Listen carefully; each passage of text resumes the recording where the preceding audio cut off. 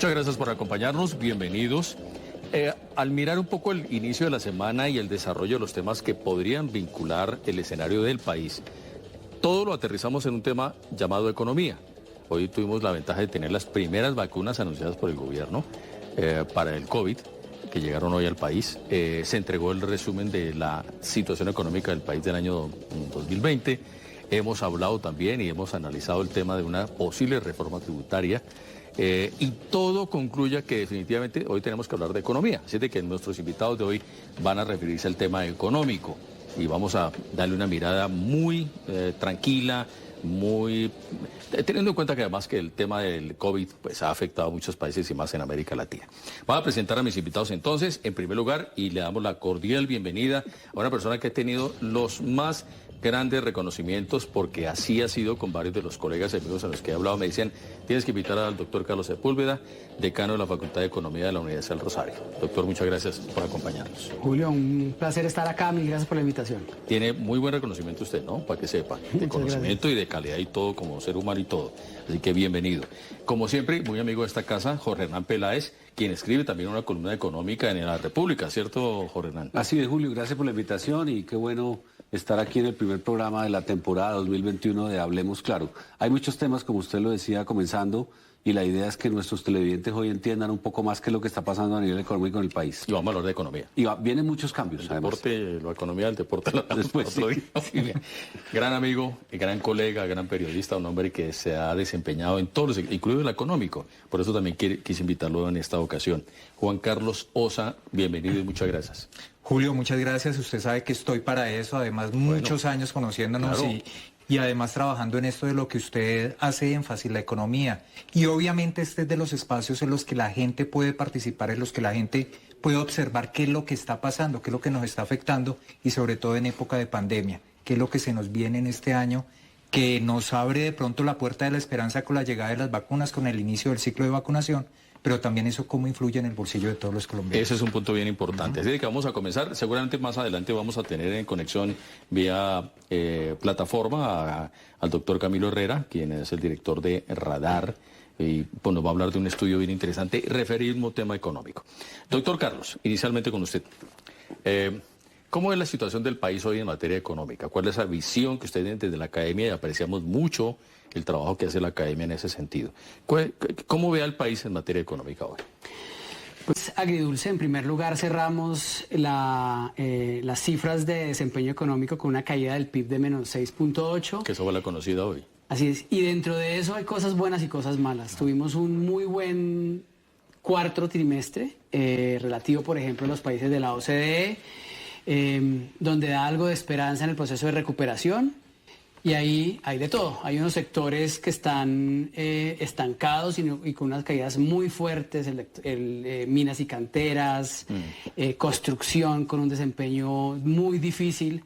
Hay otros que en el año 2020 tuvieron un desempeño también, unas caídas muy pronunciadas, pero han venido recuperándose: manufactura, comercio, entretenimiento. Turismo. Y hay otros ganadores, agricultura, el sector financiero. Entonces, por ese lado, creo que un muy mal año, un muy buen cuarto trimestre. En el tema de empleo, unas cifras que en su momento fueron catastróficas, que se ha venido recuperando también, pero también con una brecha importante para trabajar. Y creo que hay unos costos también sociales que tenemos que tener en cuenta. Una brecha de género pronunciada, desigualdad del ingreso seguramente y un retroceso en términos de pobreza. Me deja preocupado con el tema de la construcción, porque ese es un generador de empleo fuerte, ¿no? Así es, las cifras que nos mostraron hoy son preocupantes, ¿no? Una caída en la construcción de alrededor de 30%, menos 27.7%, es uno de los sectores que más caída tuvo en el año 2020. Jorge. Bueno, hay que decir también que, como todo en la economía, pues unas cosas dependen de otras. Es decir, que si hay un sector afectado, eso genera efectos indirectos en los demás, y uno siente que de pronto se empieza a ver algo de reactivación ya a los jóvenes volviendo al colegio, algo de turismo se está reactivando en Colombia, no en el mundo, pero de todas maneras hacen falta el tema del entretenimiento, la economía naranja, los espectáculos, los restaurantes, los cines. Hay una gran porción de la industria del comercio y del menudeo que no está activa y hay dos variables que me parecen muy preocupantes. Una es pues las restricciones que han seguido teniendo ciertas alcaldías y gobernaciones que se van a demorar en volver a la normalidad. Pero una vez vuelvan a la normalidad, la segunda variable, que es la más grave, es lograr convencer a la gente que salga de sus casas a comprar. Porque nada sirve tener una tienda abierta, un restaurante o un cine si el consumidor no llega. Entonces, esa es la otra parte donde creo que nos hace falta al país pensar en una reactivación de ese consumo del hogar. Porque la gente aprendió a vivir con poquito, a gastar poco. Y a vivir en casa. Y a ahorrar y a estar en casa y de pronto convencer a la gente ahora que tiene que tener una razón para salir a la calle a comprar a un centro comercial no es tan fácil.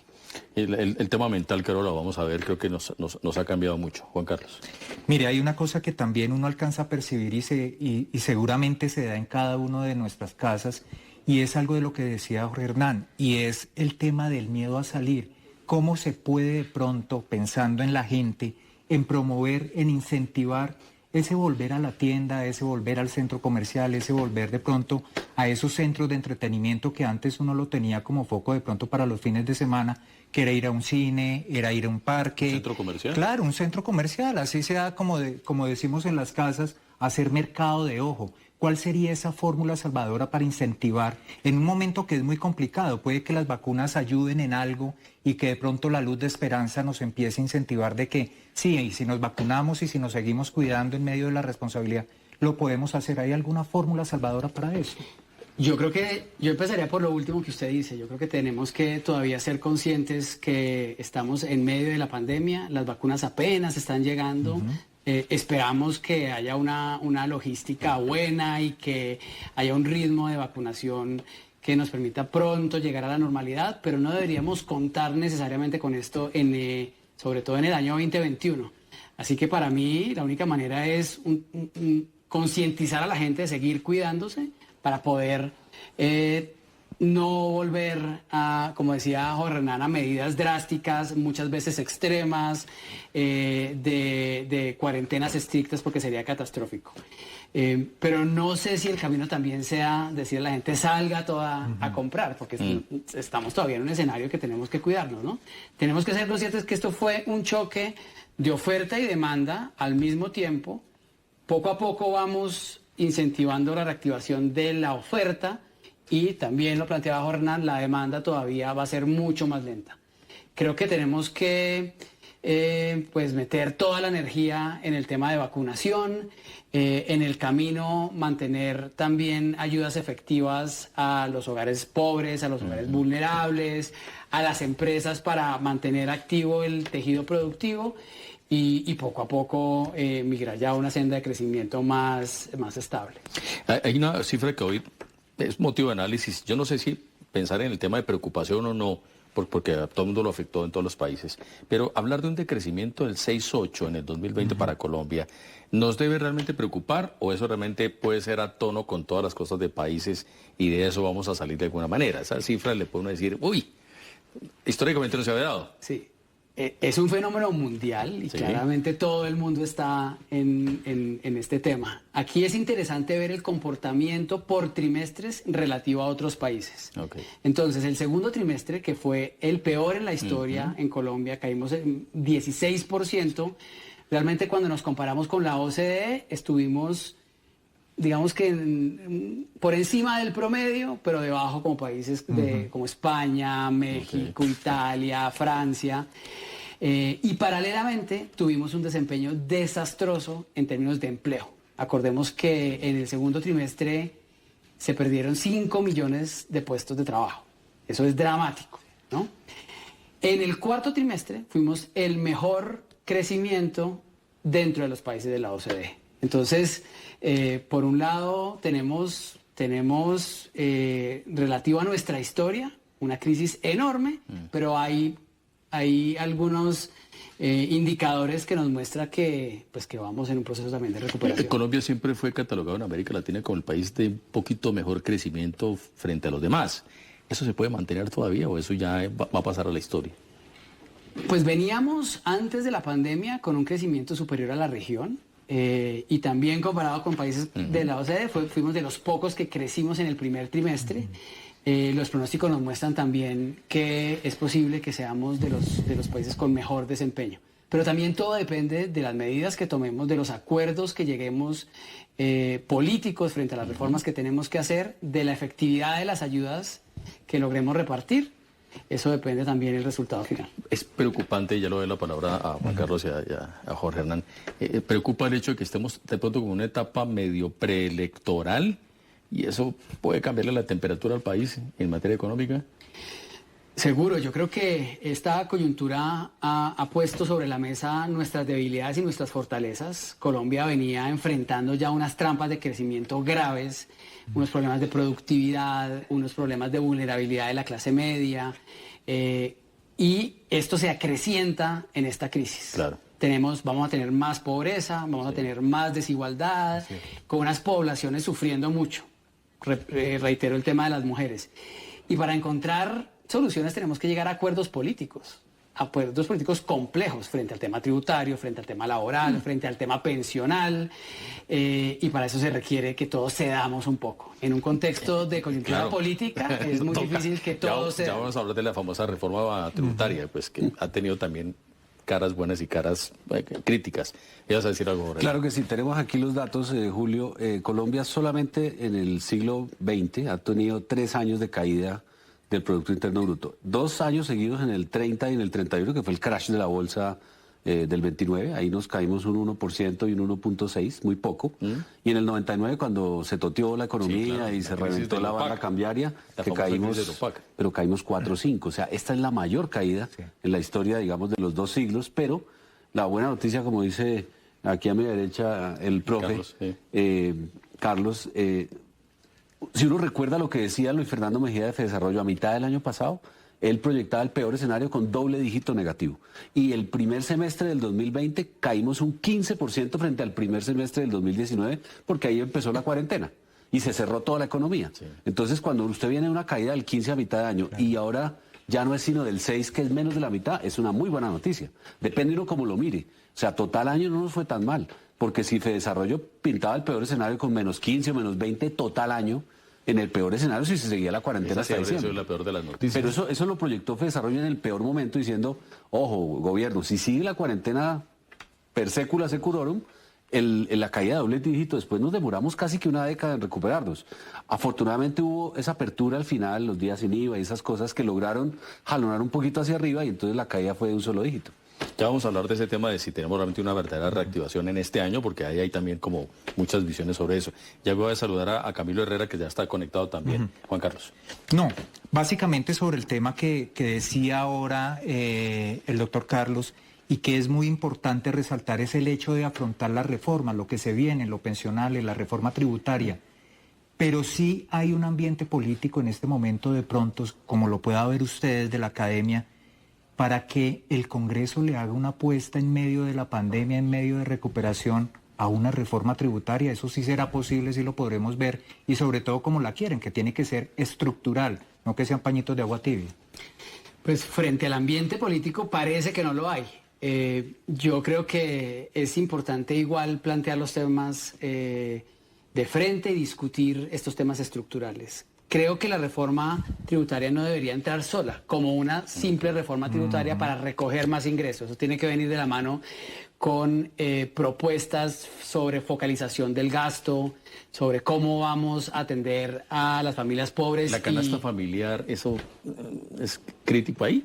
Eso es uno de los puntos que siempre cuando entramos en las discusiones sobre tributos, el IVA es uno de los principales sobre la mesa y los más polémicos y los más difíciles de acordar desde el punto de vista político.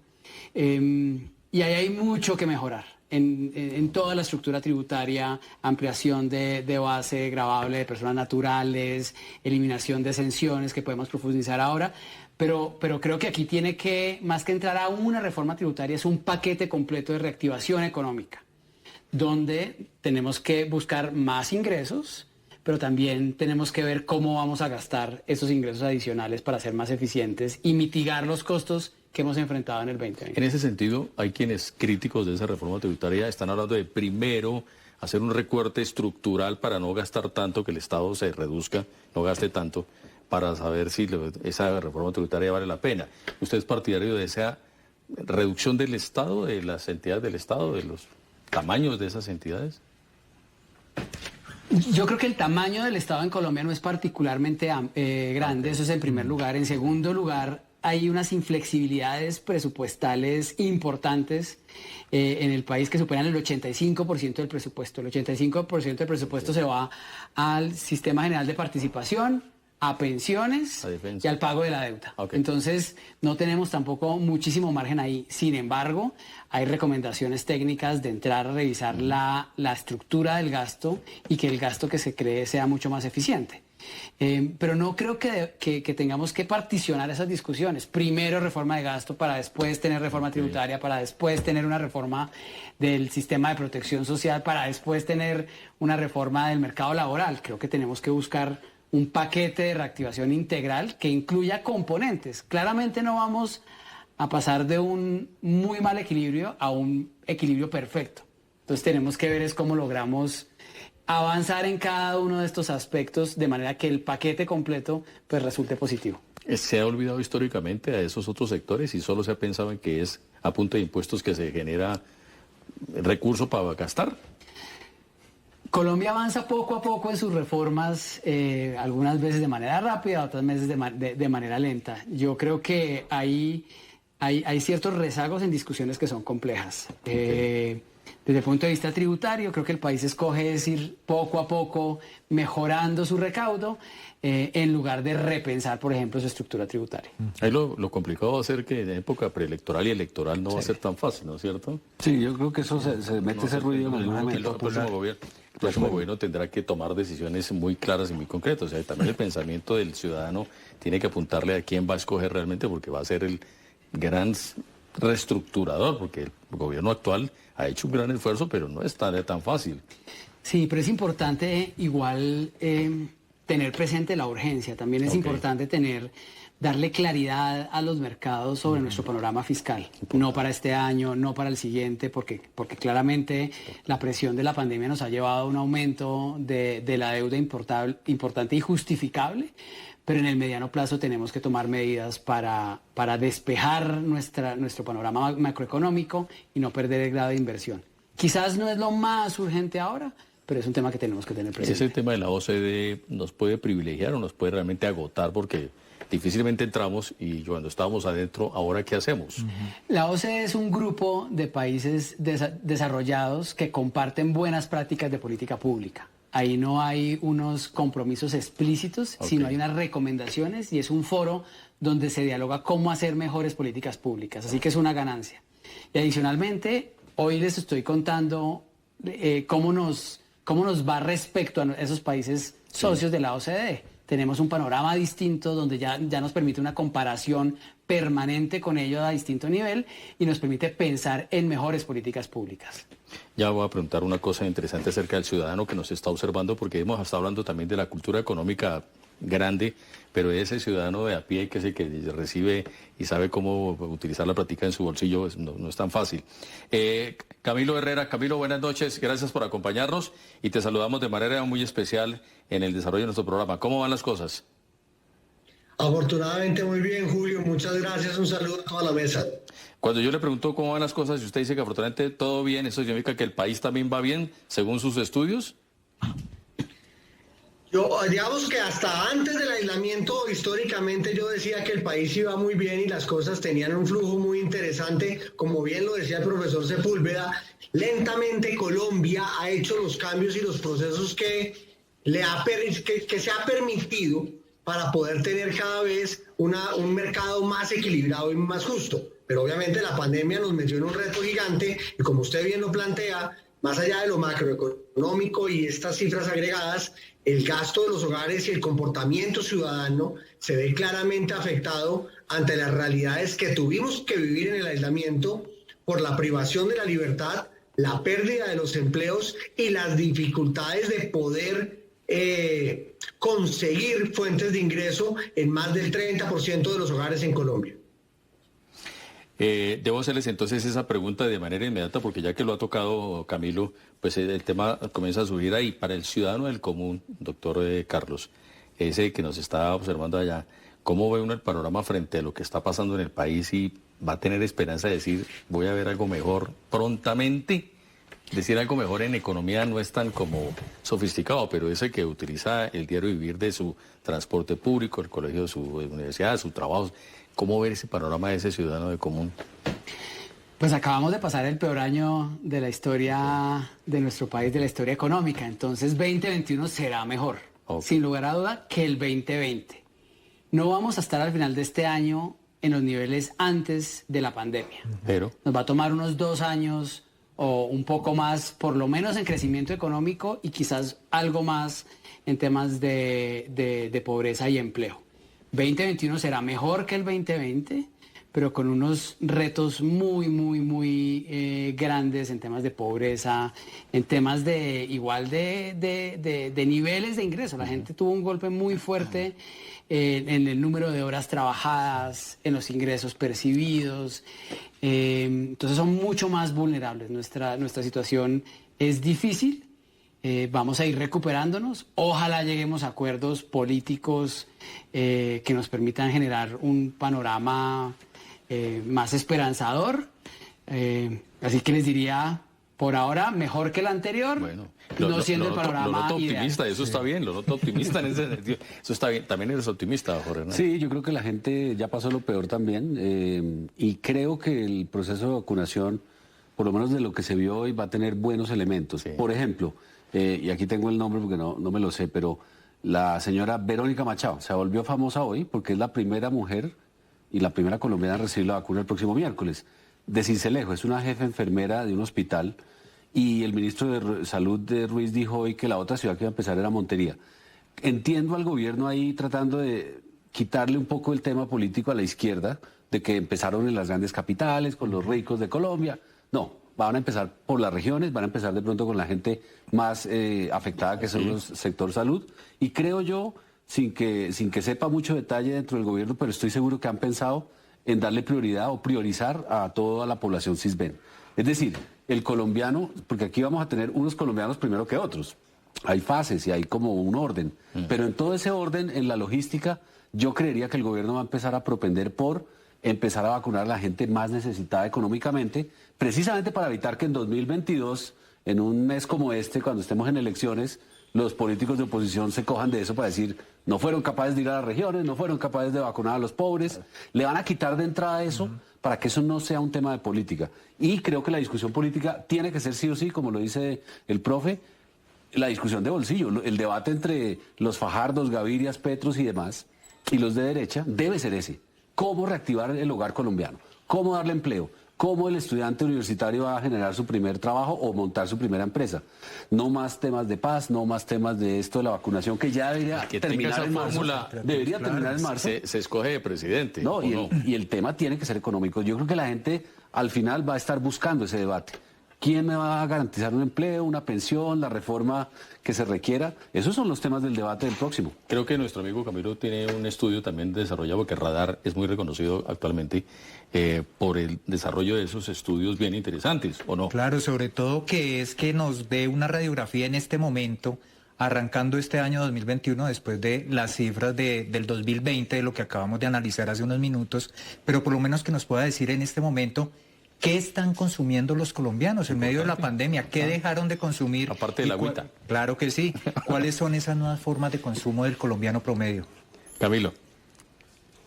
A ver, siguiendo un poco en línea de lo que ustedes estaban planteando y devolviéndome un poquito a lo que hablaban del Producto Interno Bruto, miren cómo el PIB cae un 6,8%, pero el consumo de los hogares cae un 5,8%. Aquí hay que diferenciar la situación. Una cosa es la economía y los grandes números de la economía y del Producto Interno Bruto, y otra cosa, el gasto de los hogares, y esto dividido por cada uno de los hogares en Colombia, porque la cifra agregada mostraría que los hogares solo dejaron de gastar un 5,8% el año pasado, a sabiendas de que más del 30% de los hogares en Colombia dejaron de gastar tanto que inclusive pasaron de comer 3 comidas a 2 comidas, como lo muestran las últimas investigaciones del DANE, el famoso pulso social que desarrolló en los últimos meses esta institución. Entonces, durante el aislamiento se dieron 3 fenómenos. Primer fenómeno, una reducción de ingresos en los hogares, eso no tiene discusión. Segundo fenómeno, una privación de libertad de consumo. ninguno de nosotros podía ir al cine, no podíamos ir a un concierto, no podíamos ir de rumba, no podíamos ir a un restaurante. Eso hace que consumamos menos. Y tercero, al quedarnos en la casa, hicimos una gran compra de abastecimiento para estar durante los aislamientos con lo que necesitábamos para comer y asearnos mayormente. En la medida en que se fueron dando las aperturas, como bien lo mencionaban ustedes, a una mejor velocidad de lo que se esperaba inicialmente, los hogares vuelven y salen y alcanzan a retornar a su cotidianidad de comer por fuera, de acceder al comercio de manera presencial, y ve uno como la curva de domicilios en Colombia se va desacelerando y volviendo a un proceso de ajuste que tiene que darse.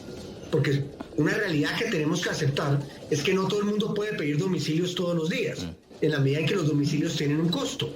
Entonces, tal vez una persona de ingresos medios altos o de ingresos altos pueda pedir 10 o 15 domicilios al mes, dependiendo de la plataforma de la que estemos hablando, pero el grueso de la población colombiana no está en esa realidad. Entonces, la gente tenía que salir a hacer las compras de manera presencial, y sí, como ustedes ya seguramente lo han mencionado, el 50% de la población es informal y seguramente independiente, pues claramente tendrán que salir a conseguir el ingreso. Entonces, lo que vimos es un ajuste muy grande en los bienes semidurables, mayormente la ropa, donde las personas, pues la nevera se queda sin comida, pero el armario no se queda sin ropa, y durante un tiempo la industria de durables, particularmente los automóviles, tuvieron unas ventas bajas. Esto ya se recupera después en función de que la gente entendió que el carro, la bicicleta, la motocicleta son mecanismos de transporte individual que van a reducir el riesgo de contagio en el momento de movilizarse, y se ven cómo ciertos sectores reaccionan con mucha fuerza. Pero durante el segundo trimestre, del que ustedes han hablado mucho, los hogares tuvieron un choque grandísimo de realidad, y es que se dieron cuenta que, nos dimos cuenta, obviamente me incluyo, vivimos en unos cuartos de hotel mal armados. O sea, nuestra casa no está pensada para que vivamos ahí, sino para que durmamos ahí.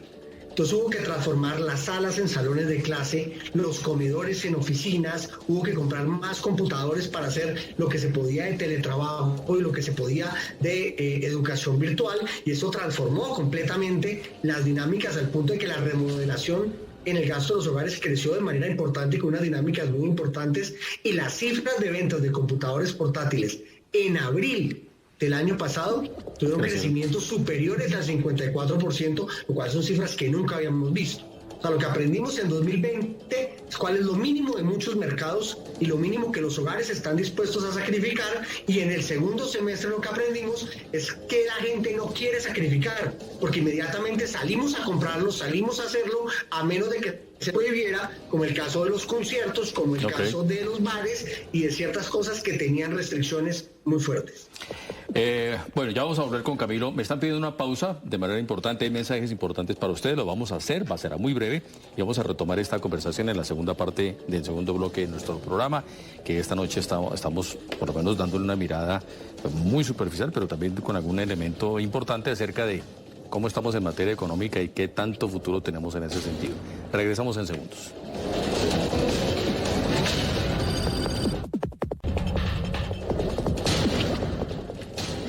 Gracias por continuar con nosotros. En esta segunda parte quería tocar un tema, doctor Carlos Sepúlveda, usted lo mencionó en la primera etapa, acerca de algunos sectores. ¿Podemos ampliar un poquito más acerca de esos sectores, cómo están distribuidos un poco frente a la economía y cuáles sí, cuáles podrían estar un poquito más retrasados? Sí, yo dividiría los grupos de sectores en tres, frente a los datos que nos presentó el DANE hoy. Unos que empezaron mal y terminaron mal, y ahí hay dos particularmente: explotación de minas y cantera, ahí está el carbón, está petróleo, y ahí hay un tema de demanda externa que se frena. Y el otro es la construcción. La construcción arrancó el año con un decrecimiento de menos 15% en el primer trimestre. Sí. Y se mantuvo, fue creciendo y no se recuperó. Fue creciendo la magnitud de la caída, ¿no? Sí. Y cerró con una caída de 27.7%. Entonces, para mí son los dos sectores que grandes perdedores. Los otros son los que arrancaron muy mal en la pandemia, pero se han venido recuperando en la medida que se va abriendo la economía. Está la industria manufacturera, que cayó 4% en el segundo trimestre, el comercio al por mayor y al por menor 34% en el segundo trimestre, pero ya en este cuarto trimestre industria manufacturera prácticamente estuvo en cero y comercio ya decreció en 6.6. Entonces vemos que ellos les dio muy duro, pero van mejorando. Y otros que, entre comillas, porque claramente recibieron un golpe, pero en términos de crecimiento son los ganadores, que es agricultura, solamente tuvo un pequeño, prácticamente no creció en el segundo trimestre y el resto creció positivo 0.4% en el cuarto trimestre, y actividades financieras y de seguros que creció todo el año. A esos quizás las actividades inmobiliarias también tuvieron un desempeño positivo durante todo el año. Ese es el tercer grupo que yo diría que son los ganadores. De alguna forma, visualizo, ¿no?, que el tema de consumo de comida es sí, ¿cierto? Era como lo más, sí, es lo muy más estable. destacado. Hay un elemento que el gobierno nunca lo va a decir, pero creo que va a ser favorable, a pesar de que el volumen no sea el mejor, y es el precio del barril de petróleo. O sea, dividendos y regalías vamos a tener un poco más de lo que se presupuestó en septiembre del año pasado, cuando se aprueba el presupuesto. En esa época el barril estaba en 40 más o menos. Hoy está en 60. Está en 60, es un crecimiento del 50% más la devaluación. Entonces los dos efectos multiplicados hacen que Colombia va a tener unos ingresos ahí, aunque pues no sirve para colchonar toda la economía, pero sí empieza uno a ver que de pronto al reactivarse el turismo y sobre todo el turismo internacional y que las aerolíneas vuelvan a mover y el aparato industrial del mundo, de pronto Colombia vía hidrocarburos va a tener un crecimiento al menos en ese sector. Y entonces empieza uno a mirar sector por sector y empieza a encontrar que tecnología, conectividad, las telecomunicaciones, las compañías, por ejemplo, que venden seguridad de Internet, esas crecieron muchísimo. El Fondo Monetario, por ejemplo, le recomienda a los bancos retener utilidades porque van a dar como 6 billones de utilidades. Entonces el sector financiero se da el lujo de no repartir este año y creo que los bancos se ponen de acuerdo porque también hay que acolchonarse para las épocas malas. Entonces no todos los sectores les fue mal. El tema de educación online, en línea, colegios, universidades, capacitación de gente que está trabajando y que tiene horas libres en su casa. Entonces, sector por sector ya uno entra a ver el detalle y si hay gente que aprovechó. Y el tema de la finca raíz, que siempre tiene sus especuladores, hay gente que ganó plata. Pues porque había gente muy necesitada que le tocó salir a vender sus casas o apartamentos ante la crisis y vendieron barato. Entonces, esa gente que compra barato, en el largo plazo va a generar una valorización impresionante. Sí, claro. De acuerdo. Las familias también se vieron afectadas en ese sentido, porque todo el vivir solo claro, en la casa. El tema de consumo, no, inclusive los hábitos también de uno como padre de familia y también como caso personal. Uno se ve abocado a aprender cosas, aprender más del manejo del hogar, aprender a cocinar. Se mete uno en foros en donde no, claro, ya estoy cocinando y todo, barrer, ya todo me queda rico. No, trapear, claro, es todo eso. aspirar. El hecho de que la cabeza de familia vaya y haga mercado y no es una cosa que quede en razón de otros.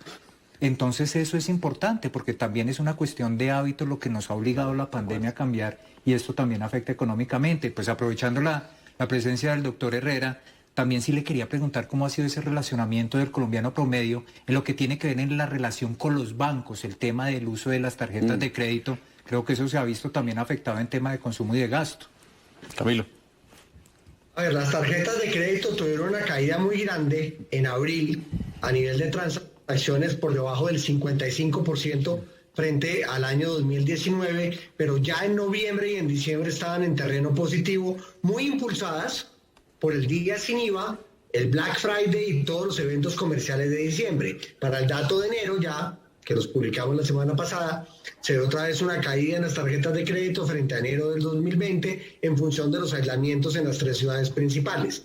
Pero claramente los hogares tomaron 2 decisiones muy claras frente al tema de colocación de créditos. Limpiaron todo lo que pudieron sus tarjetas de crédito para tenerlas como un disponible en caso de que las tuvieran que usar. Pero para eso se entregaron, o sea, se devolvieron a los bancos casi 2 millones de tarjetas de crédito, de 15 millones de tarjetas de crédito que estaban colocadas, pero el saldo de los cupos disponibles aumentó. Es decir, la gente dejó las tarjetas más limpias y se quitó tarjetas que no necesitaba. Y segundo, de una u otra manera, se apalancó en los apoyos de periodos de gracia que se dieron en el marco de los aislamientos y pudieron reconstruir de la mejor manera su pago mensual de créditos, tanto de consumo como hipotecario, aumentando los periodos de los créditos como se ofreció desde el comienzo, permitiendo que la gente tuviera más dinero disponible entre mayo y octubre del año pasado, permitiendo que el impacto no le pegara tan duro a los hogares de ingresos medios y de ingresos altos en Colombia. ¿Usted se aprendió a cocinar en su casa o no? ¿O ya sabía cocinar? No, afortunadamente yo ya sabía, pero sí, como lo estaba mencionando, a todos nos tocó remangarnos y un tema en torno a eso, que yo no sé si a la audiencia le ha pasado o a ustedes en la mesa, uno, y perdónenme lo coloquial que voy a hacer, uno se la pasa más tiempo en el baño, en la casa, lavando loza, porque hay que lavar loza, después se lava las manos, después vuelve a lavar loza, después vaya a hacer otra cosa, vuelve a lavar loza. Yo nunca había lavado loza en mi vida tanto como la he lavado durante el aislamiento. Pero más allá de la comedia de eso, más la ida al baño, significa que la demanda por agua en los hogares creció y el gasto en servicios públicos de agua, energía y gas también creció, desplazando otros gastos dentro del bolsillo de los hogares. Y hay un tema que saca Asobancaria en un reciente estudio. Todos conocemos el sistema financiero colombiano por décadas y hasta antes de esta pandemia era prácticamente imposible que una persona reportada en Datacrédito, de las centrales de riesgo, tuviera acceso a una tarjeta de crédito. ¿Y hoy? Hoy el 84% de las tarjetas colocadas son hacia reportados. Es decir, los bancos empezaron a dar cuenta que la única forma de crecer en su volumen normal de crecimiento de tarjetas de crédito era incluyendo a la gente que siempre habían excluido. Lo cual es buena noticia porque dentro de toda esa población habrá gente que se volvió buena paga o le tocó volverse buena paga para que el banco le siga prestando. Pero muestra un poco que la gente, como dice ahí, la gente tanto vez fue de prepagar los créditos, claro, de bajar lo máximo las tarjetas para no tener cuotas y pagar intereses innecesarios. Entonces los bancos se quedaron sin crecer, les tocó llegar a una población donde nunca habían ido. La población de reportados, que es como en Estados Unidos un poco. Estados Unidos crece el crédito desde hace más de 20 años a punta de mandarle la tarjeta a la gente casi que sin mirar. Es como un juego ahí de porcentajes, sabiendo que una parte de eso se va a cartera. Pero aquí creo que van a llegar a lo mismo los bancos también, jugando un poquito con esas utilidades y ese riesgo que pueden darle opción a la gente que nunca había tenido acceso a crédito, lo cual es bueno porque al final termina siendo un mejor consumo en los hogares vía tarjeta. Claro. Doctor Carlos, quería preguntarle un poco, y también se lo voy a preguntar a Camilo, porque no sé si el concepto de mente frente a la actitud de la vida y frente a la economía podría cambiar a los colombianos con lo que se ha vivido durante el año pasado. Porque ya uno sale hoy en un centro comercial y ya uno le da susto acercarse a una persona, ya las relaciones cambian, el tema laboral ya se distancia un poco. En ese sentido, ¿ustedes consideran que va a haber un cambio de mentalidad en los colombianos frente a la economía, frente al futuro y frente a la forma como la gente va a invertir la plata y la va a gastar? Esa pregunta está difícil porque no sé si esa pregunta es para economistas. ¿Cómo cambia la mente? ¿Cómo cambia la mente? No, Julio, yo soy Está bien. Nos cambiará la pandemia. No, yo creo que Camilo lo estaba explicando muy bien. Al principio, pues hay un ajuste muy grande en la estructura de consumo, pero también poco a poco, en la medida en que se va abriendo, pues rápidamente también nos vamos normalizando, ¿no? A veces hasta se nos va la mano y por eso entran también esas olas de contagio. Yo creo que va a tener un impacto en la manera en que interactuamos, en la manera en también que hacemos transacciones. Creo que uno de las grandes brechas también grandes retos que teníamos era la inclusión financiera, temas de digitalización. Eso ha habido un avance y ciertamente va a mejorar ese relacionamiento. Frente a los patrones de consumo, tenemos que ver el ritmo de recuperación y en esa medida también cómo nos vamos adaptando. Yo siento que, por ejemplo, estos encierros de enero fueron graves en el sentido que otra vez pegó como un freno de mano en esta recuperación que vimos en el 2020, pero también la gente va aprendiendo a cómo manejar muy puntualmente esas situaciones. Así que me parece crítico como medida de contención y extrema, pero también veo que el ser humano se va también adaptando y en esa medida buscando maneras de que el choque no sea tan aprender grande. a trabajar desde casa ya es un elemento de cambio total de mentalidad. Sí, eso es abrupto. ¿Cierto? Ya eso es, y mucha gente no se acostumbró a ese Sí, así como las empresas se van a ajustar en la manera en que hacen presencialidad, los sistemas de protección que hacen de sus trabajadores, seguramente los hogares también. Mire que, por ejemplo, hay algo que las grandes capitales le tienen que aprender a las pequeñas para volver al tema regional. Una capital de la costa también tiene pico y cédula, igual que aquí en Bogotá y otras que han tenido el tema del pico y cédula, pero no lo tienen un día sí, un día no. Lo tienen por la mañana y por la tarde. Entonces la gente impar va por la mañana a la tienda y la gente par va por la tarde. Entonces toda la gente sale todos los días, pero en horarios restringidos como el tema del pico y placa de los carros. Yo creo que esas fórmulas los alcaldes y gobernadores en algún momento deberán hacer una reunión, un balance de un año de pandemia que aprendimos y que todos compartan sus experiencias porque, por ejemplo, en una ciudad como Bogotá, donde usted ponga el pico y cédula, no un día sí, un día no, sino por las mañanas y por las tardes, de pronto la caída de las ventas no es tanta. Porque le está dando la opción a la gente de salir todos los días, pero no tantas horas. Y que se programen de todas maneras. O hombres por la mañana, mujeres por la tarde, claro. O sí, ¿me entiende? Una cosa en donde a usted le permitan salir todos los días, así sea al banco o a la tienda, entonces eso mitiga un poco el efecto total de que toda una mitad de población no puede salir hay un durante gran 24 secreto horas. Y ahora se lo voy a preguntar al doctor Carlos porque la gente está pensando, y aquí lo hemos discutido en esta mesa, acerca de cuál es la fórmula para esa reactivación económica. Creo que ya algo lo hemos mencionado, pero la gente está en la búsqueda y esas son fórmulas que de pronto podrían entenderse. Doctor Camilo, ¿va a haber cambio en la mentalidad del consumo de los colombianos frente a la experiencia que hemos tenido con el COVID? No quisiera que lo hubiera. Lo que nos está mostrando el comportamiento de las personas es que las estiramos tanto que cuando las soltamos volvieron a su punto de origen. Porque lo que hay es una privación de libertad y no solo un choque de ingreso, como lo decía Carlos. Sí hay un golpe en el ingreso de algunos hogares, evidentemente, pero la gente lo que quiere es volver a hacer lo que hacía antes. O sea, quisiera uno, desde lo racional, que la gente estuviera cuidándose, manteniendo la distancia, usando el tapabocas, y lo que nos muestra la evidencia es que la gente no está haciendo eso. De acuerdo. O sea, qué pena lo gráfico, pero si en 50 o 40 años no logramos que la gente usara preservativos en las relaciones sexuales, en un año no vamos a lograr que la gente use tapabocas para cambiar su comportamiento y su relacionamiento en ambientes abiertos y en grandes poblaciones. Entonces, ese cambio no es tan rápido, pero lo que sí pasó es una aceleración en una cantidad de procesos, como lo decía el profesor Sepúlveda. Una mayor bancarización permitió mayores transacciones no presenciales y a la vez mayores domicilios y compras por internet, y se aceleraron una cantidad de procesos que ya estaban pasando.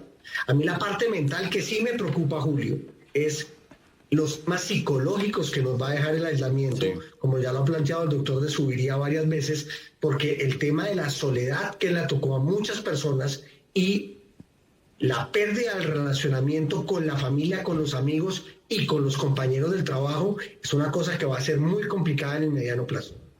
Eso es cierto. Y doctor Sepúlveda, de alguna manera, aunque ya lo hemos tocado aquí, la inteligencia y la posibilidad de ser muy ingeniosos para encontrar una fórmula para esa reactivación, ¿estamos cerca de eso o estamos en esos pasos? Se lo digo porque aquí hemos discutido que hemos avanzado en ciertas cosas, pero uno dice, ¿dónde está la fórmula?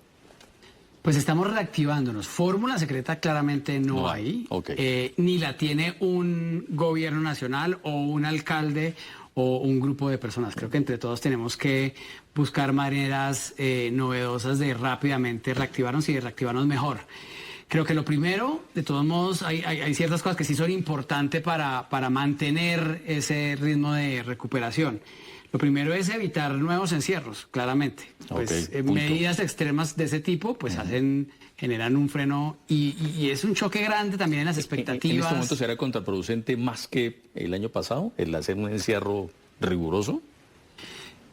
Yo creo que es menos necesario y menos justificable, ¿no? Lo que pasó en el final del primer trimestre es que no teníamos alternativa y realmente pues era la única manera para prepararnos para manejar la pandemia. Yo creo que ahora nosotros como sociedad deberíamos ya tener la capacidad de buscar otras maneras de hacer esos monitoreos, de prender alarmas a tiempo para llegar a, pues para evitar esas decisiones tan extremas. Entonces, una cosa es evitar esos encierros, lo otro es mitigar los costos que enfrentamos del 2020, entonces generar, digamos, medidas de inversión en sectores jalonadores, efectivamente, ser muy creativos en la reactivación del empleo femenino, porque los sectores que más encadenamiento tiene y al que uno le apuesta. Habían hablado algo al principio, por ejemplo, la construcción que está tan caída, en general es un sector que tiene mucho encadenamiento y jalona, es intensivo en mano de obra masculina. Sí. Entonces no corregimos un problema que enfrentamos en el 2020. Mantener el propósito de abrir los colegios, porque eso tiene un impacto en los papás de los niños que no pueden salir a trabajar y particularmente en las mamás de los niños, ¿no? Y finalmente también buscar este debate político para encontrar otras respuestas en el gasto, en el ingreso y en la focalización para hogares vulnerables, de manera que de nuevo en conjunto vayamos en la dirección correcta. Y quizás otro punto adicional que creo que es importante en esta reactivación, que Jorge Hernán lo planteó, es yo creo que también una coordinación entre el gobierno nacional y los distintos alcaldes, un poco más de apertura en encontrar maneras de trabajar conjuntamente, ¿no?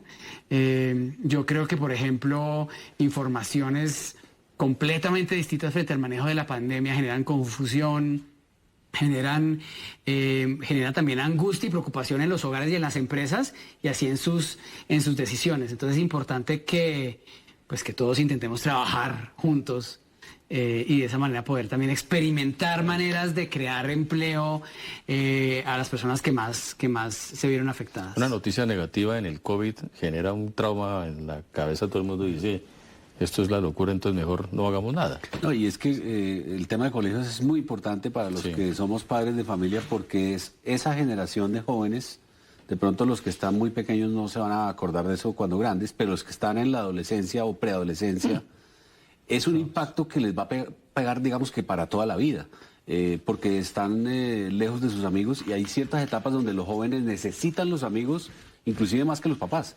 Se hablan más con los amigos, pero no es lo mismo digitalmente o por las plataformas que estar con el amigo en el colegio, en el recreo y ese tipo de cosas. Y hay secuelas ahí para el tema del matoneo, para el tema de la presión de grupo, bueno, todas esas cosas que pasan en el bachillerato, digamos. Entonces, los que hoy están en bachillerato viviendo esta pandemia, esa es una generación que va a tener esa secuela por un buen tiempo. Sobre todo esa población de pronto que no tiene tantos amigos, de pronto que se siente rechazado. Imagínense, sentirse rechazado en un colegio es grave. Imagínense en la casa que no le hable nadie. Eso es gravísimo. Y pasan meses y meses y no consigue de pronto con quién hablar. Yo creo que eso lo deben mirar los colegios rápidamente para identificar cuando vuelvan cuáles son aquellos muchachos que llegan tranquilos y digamos no pararles tantas bolas, pero los que llegan intranquilos con depresión, preocupaciones, a esos hay que ponerlos de una vez nuevamente como empiecen la tierra. Esa es la nueva generación o la generación actual que está en desarrollo y cualquier cosa que se meta ahí no lo saca nadie. En tu casa es igual con tus hijos, tu hijo. Tal cual, el relacionamiento y muchas veces uno lo ve cuando alcanza a escucharlos a ellos interactuar en esta educación a distancia.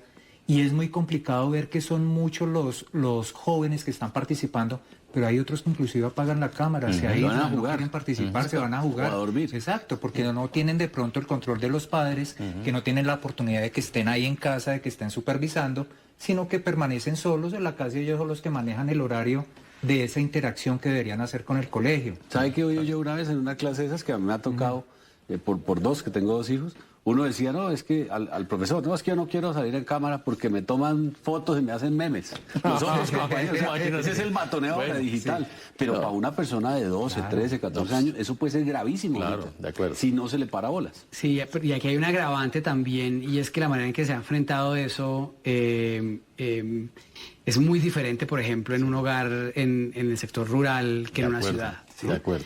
El aumento en la deserción en ciertas poblaciones ha sido crítico y eso lleva a un problema realmente grave. Realmente y la grave recuperación en esa zona es difícil. En el corto plazo y en el largo plazo. La pérdida de capital humano. Claro, la universidad ha sido durísima.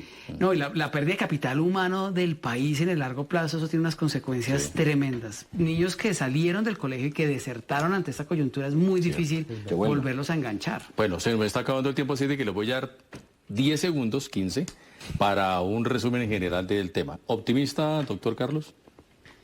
Frente a la economía. Relativamente, creo que va a ser un año todavía muy complejo, va a ser un año mejor al 2020, pero todavía tenemos retos tremendos y vamos muy de la mano en cómo vaya el proceso de vacunación. Camilo Herrera, ¿optimista? En 10 segundos. Yo diría que más realista. O sea, hay cosas en las que podemos estar tranquilos y hay cosas en las que tenemos que estar preocupados, sobre todo para encontrarles soluciones en el corto plazo, mayormente para generar empleo e ingresos a la economía y a los hogares colombianos. ¿Optimista, Jorge Hernán? Sí, pero creo que ese optimismo depende mucho de la gente. En las ciudades, el ciudadano tiene que encargarse de ponerle como una vigilancia a los mandatarios locales y al gobierno para que la vacunación salga bien. Ya el gobierno hizo todo, digamos, compró las vacunas, los mandatarios montaron el operativo. Ahora es la ciudadanía la que tiene que colaborar y encargarse de que salga bien. O sea, hay que hacer una presión política, en el buen sentido de la palabra, de toda Colombia para que la cosa salga controlada, unificada y que no empiece a haber las peleas que hay siempre en nuestro país por todos los temas, ¿no? No puede pasar que la gente se pelee por la vacuna ahora. Va a ser. ¿Optimista? Optimista, siendo creativo como ciudadano, sabiendo que como tal yo puedo tener compromisos para enseñarle a los demás cómo puedo portarme bien con el tema de las vacunas, cómo me puedo cuidar, cómo cuidándome aporto también a mi familia para que no se puedan contagiar y con eso puedo facilitar para que la reactivación económica sea más pronta. Entonces, creatividad y responsabilidad, yo creo que es uno de las cosas que debemos tener en cuenta este año. Bueno, muy bien. Doctor Carlos Sepúlveda, decano de la Facultad de Economía de la Universidad del Rosario, muchas gracias por acompañarnos. No será la última vez en que lo tendremos aquí. Nos agrada mucho realmente tenerlo porque la universidad se ha destacado mucho por tener en todos los niveles grandes personas y gente muy dada realmente a compartir esos conocimientos. Muchas gracias. Mil gracias, Julio, por la invitación. Un placer estar acá con Jorge Hernán, con Juan Carlos y Camilo. Ha sido un gusto hablar sobre esta coyuntura que estamos viviendo. ¿Pasó el susto de la cosa? No. A todos nos da de todas maneras. Doctor Camilo Herrera, el director de Radar, muchas gracias por acompañarnos.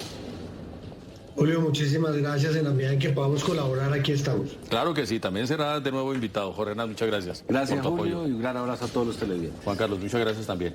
Julio, encantado. Mil gracias por la invitación. Bueno, a ustedes muchas gracias. Mañana tendremos otro tema de interés. Solo les decimos que descansen.